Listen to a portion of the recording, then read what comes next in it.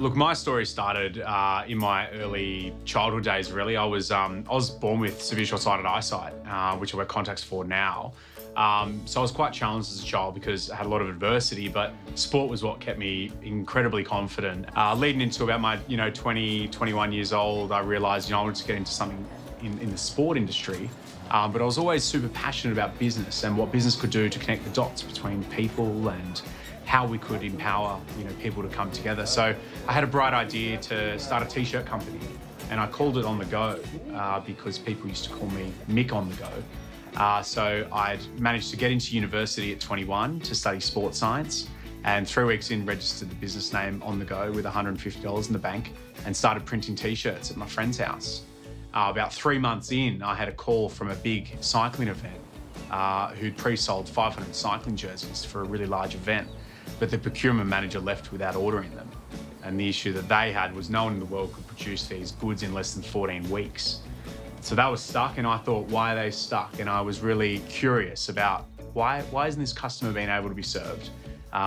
So I found a way and found some great manufacturers and realized that the apparel industry was incredibly fragmented.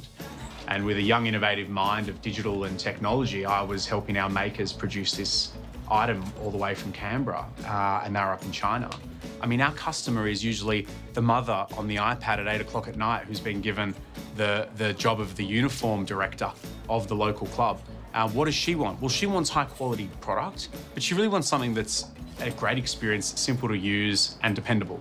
So for us, it's all about, well, how do we take the personalization and what we're doing at the high level, because we sell to NRL, we sell to AFL, we sell to Hockey Australia, we have multiple contracts with professional teams, which we use as our R&D hub. So we work with them and go, what are the best fabrics? What are the best fits?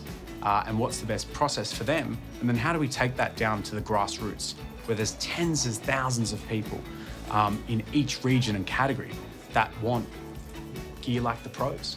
For me, I look back 5 years ago when I was in a garage and all I wanted to do was move to a normal office. And then I did that. And then you want to hire someone and then you do that. And then you want to sign a customer over the other side of the country and you do that. And then you want $1 million business and you do that. And then you want a $10 million business or a $100 million business. So it's kind of, I think the biggest excitement for us now is we've gone through the stage of proving our business. We've proven the capability. And we're now ready for scale, and scale for us is global. The exciting thing is we get requests every day from people around the world who see our business model as an opportunity in their region, and that's exciting. For me, it's about open and honesty.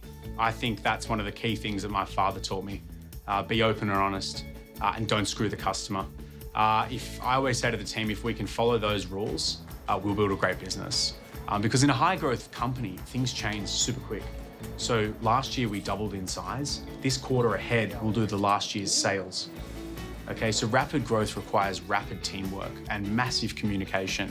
And the one thing is, if you're open and honest about what's going on, then we can get through it.